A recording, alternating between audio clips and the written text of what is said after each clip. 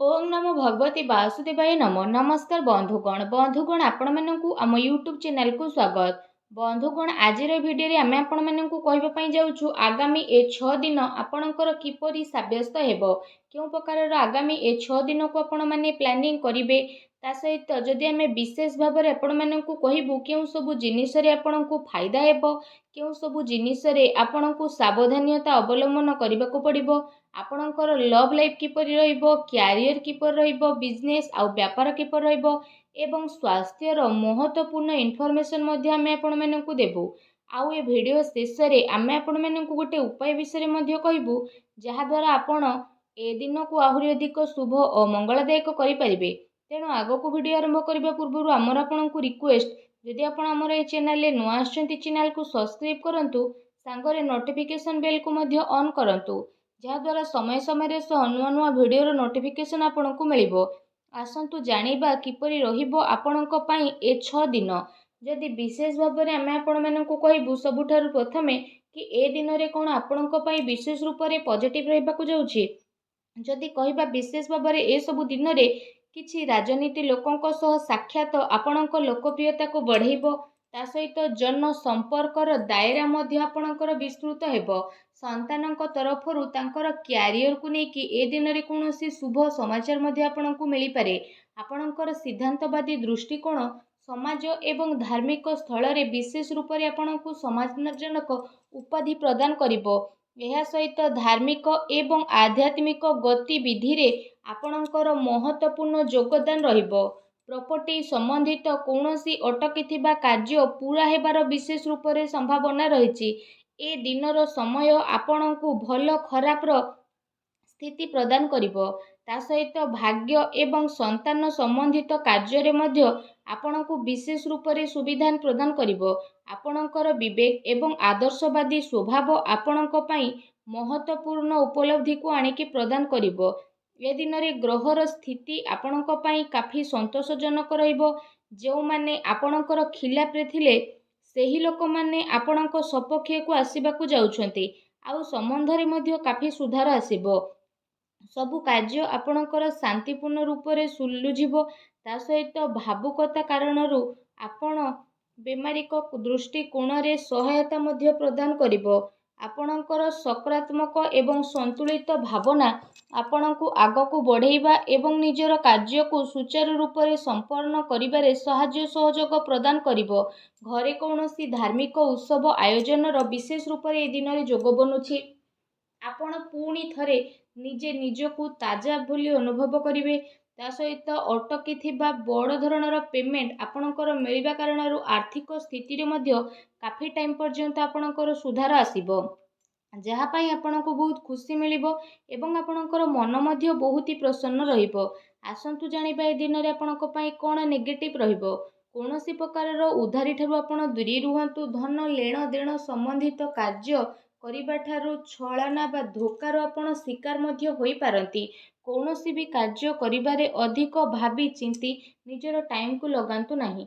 एहा द्वारा आपणक हाथरू समय जाई पारे। सामाजिक संपर्क को मधुर बनैकी रखिबार अति आवश्यकता रही। केबे केबे किछि नकारात्मक पुराणा कथा पुणी थरे मध्य उठी पारे जो कारण पाई आपण निजर मन बଳରେ काफी टाइम पर्यंत कमी अनुभव करिवे।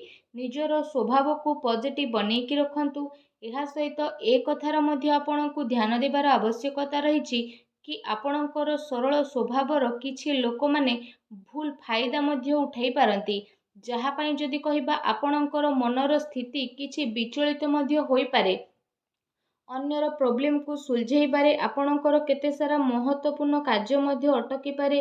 कहा सहित कौनसी जदि वादा करिसंती ताको पूरा करंतु नचे समाज रे आपणकर छवि बा इमेज बिगिड़ी पारे। कौनसी लाभदायक मौका मध्य आपणक हाथरू जिबार संभावना रहिछि। एहा सहित जदि विशेष रूप रे कहिबा देखैबा प्रवृत्ति ठारू आपण दूरी की रुहंतु। ए समय रे धन संबंधित किछि नुकसानदायक स्थिति देखा देउछि सेथिपाई कौनसी भी प्रकार निवेश को आपण दूरी की रुहंतु। संपत्ति संबंधित विवादीय मामला रे मध्य ध्यान रखंतु कि भाईक सहित संबंध आपणकर खराब न हे। पिलांक गतिविधि रे ध्यान रखिबार अति आवश्यकता रही। ତାଙ୍କର କିଛି ଭୁଲ ଆଦତ ବା ସଙ୍ଗତ ଆପଣଙ୍କୁ ପ୍ରୋବ୍ଲେମରେ ପକାଇ ପାରେ। ତାଙ୍କୁ ସକାରାତ୍ମକ କାର୍ଯ୍ୟରେ ବ୍ୟସ୍ତ କରାଇବାର ଅତି ଆବଶ୍ୟକତା ରହିଛି, ଯାହା ତାଙ୍କର ଭବିଷ୍ୟତ ପାଇଁ କାଫି ଲାଭଦାୟକ ସିଦ୍ଧ ହେବ।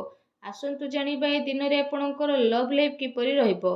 ଘରର ମାହୋଲ ଅନୁଶାସିତ ଏବଂ ଖୁସି ଭରା ମଧ୍ୟ ରହିବ। ପ୍ରେମ ସମ୍ବନ୍ଧରେ ମର୍ଯ୍ୟାଦା ବନେଇକି ରଖିବାର ଅତି ଆବଶ୍ୟକତା ରହିଛି।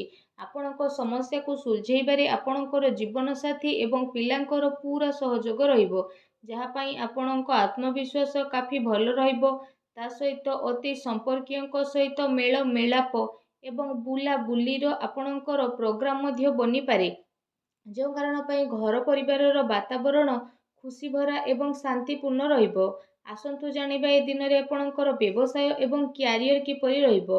କାର୍ଯ୍ୟସ୍ଥଳରେ ନିଆଯାଇଥିବା ଠୋସ୍ ନିର୍ଣ୍ଣୟ ଆପଣଙ୍କ ପାଇଁ ବହୁତ ଭଲ ରହିବ ଏବଂ ସଫଳତା ମଧ୍ୟ ଆପଣଙ୍କୁ ଅବଶ୍ୟ ପ୍ରାପ୍ତ ହେବ।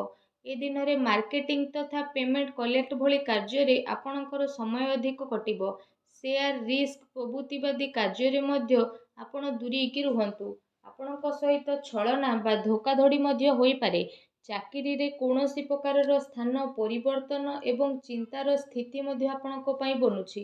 କାର୍ଯ୍ୟସ୍ଥଳରେ କୌଣସି ପଡ଼ୋଶୀଙ୍କ ଦ୍ୱାରା ଲଢ଼େଇ ଝଗଡ଼ା ଯେପରି ସ୍ଥିତି ମଧ୍ୟ ବନିବ। କିଛି କାର୍ଯ୍ୟରେ ନିବେଶ ସମ୍ବନ୍ଧିତ ଜଟିଳତାରେ ଆପଣଙ୍କୁ ସାମ୍ନା ମଧ୍ୟ କରିବା ପାଇଁ ପଡ଼ିବ। ବ୍ୟବସାୟିକ କାର୍ଯ୍ୟ ପ୍ରଣାଳୀରେ ପରିବର୍ତ୍ତନ ଆଣିବା ଆପଣଙ୍କ ପାଇଁ ଅତି ଆବଶ୍ୟକତା ରହିଛି, ଯାହାଦ୍ୱାରା ଆହୁରି ଅଧିକ ଭଲ ପରିଣାମ ଆପଣଙ୍କୁ ହାସଲ ମଧ୍ୟ ହେବ। ବ୍ୟବସାୟିକ ପ୍ରତିଷ୍ଠାନରେ ଅନୁଭବୀ ଏବଂ ପରିବାରର ବରିଷ୍ଠ ଜନଙ୍କର ଅନୁମତି ଏବଂ ସହଯୋଗ ଦ୍ୱାରା କାର୍ଯ୍ୟ କରିବାରେ ଆପଣଙ୍କୁ କାଫି ସମସ୍ୟା ମଧ୍ୟ ଆସିବ। ତା ସହିତ ଧନ ଲେଣ ଦେଣ ସମ୍ବନ୍ଧିତ କାର୍ଯ୍ୟରେ ମଧ୍ୟ ଅଚାନକ କୌଣସି ଲାଭଦାୟକ ସ୍ଥିତି ମଧ୍ୟ ବନିବ, ଯେଉଁ କାରଣ ପାଇଁ ଆପଣଙ୍କୁ କାଫି ଖୁସିର ଅନୁଭବ ହେବ।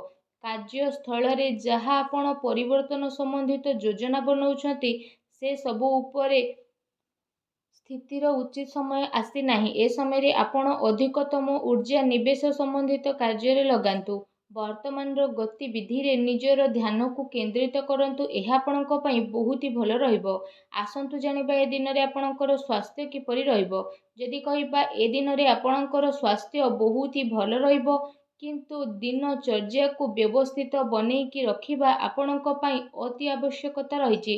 ସେଥିପାଇଁ ଆପଣ ଆପଣଙ୍କ ଖାଦ୍ୟପେୟରେ ଧ୍ୟାନ ଦିଅନ୍ତୁ ଏବଂ ଆପଣ ନିଜର ସ୍ୱାସ୍ଥ୍ୟକୁ ଆହୁରି ଅଧିକ ଭଲ ରଖିବା ପାଇଁ ପ୍ରତ୍ୟେକ ଦିନ ଯୋଗ କରନ୍ତୁ, ବ୍ୟାୟାମ କରନ୍ତୁ ଏବଂ ସୁସ୍ଥ ରୁହନ୍ତୁ। ଆସନ୍ତୁ ଜାଣିବା ଏ ଦିନରେ ଆପଣଙ୍କ ପାଇଁ କ'ଣ ବିଶେଷ ଉପାୟ ରହିଛି। ଏ ଦିନରେ ଆପଣ ସ୍ନାନ ଆଦି ବିଶେଷ ଭାବରେ କରିସାରିବା ପରେ ଭଗବାନ ଶନିଦେବଙ୍କୁ ସ୍ମରଣ କରିକି ବହୁତ ସଚ୍ଚା ମନରେ କଳା କୁକୁର, କଳା ଗାଈକୁ ରୁଟି ଏବଂ ପକ୍ଷୀକୁ ଦାନା ଖାଇବାକୁ ଦିଅନ୍ତୁ। ଏପରି କରିବା ଦ୍ୱାରା ଭଗବାନ ଶନିଦେବ ବହୁତ ଶୀଘ୍ର ପ୍ରସନ୍ନ ହେବେ ଏବଂ ଆପଣଙ୍କର ସମସ୍ତ କଷ୍ଟକୁ ଦୂର କରିବେ। ଆଉ ଯାହା ବି ଆପଣଙ୍କ ଜୀବନରେ ପ୍ରୋବ୍ଲେମ୍ ଚାଲୁଥିଲା, ସବୁ ପ୍ରୋବ୍ଲେମର ଅନ୍ତ କରିବେ। ଆଉ ଯାହା ବି ଆପଣଙ୍କ ଜୀବନରେ ଅସୁବିଧା ଅଛି, ସବୁ ଅସୁବିଧାକୁ ଶେଷ କରିବେ। ଆଉ ଶୀଘ୍ର ହିଁ ଆପଣଙ୍କୁ ଶୁଭଫଳ ପ୍ରାପ୍ତ ହେବ ଏବଂ ଆପଣଙ୍କର ସବୁ କାର୍ଯ୍ୟ ଆସାନୀରେ ମଧ୍ୟ ପୂରଣ ହେବ। ଭଗବାନ ଶନିଦେବଙ୍କର ଆଶୀର୍ବାଦ ଆପଣଙ୍କୁ ପ୍ରାପ୍ତ ହେଉ। ସଚ୍ଚା ଦିଲରେ କମେଣ୍ଟ ବକ୍ସରେ ଜୟ ଶନିଦେବ ବୋଲି ଅବଶ୍ୟ ଲେଖନ୍ତୁ ଏବଂ ଭିଡ଼ିଓକୁ ଲାଇକ୍ ଏବଂ ସେୟାର କରିବା ପାଇଁ ଆଦୌ ବି ଭୁଲନ୍ତୁ ନାହିଁ। ଧନ୍ୟବାଦ।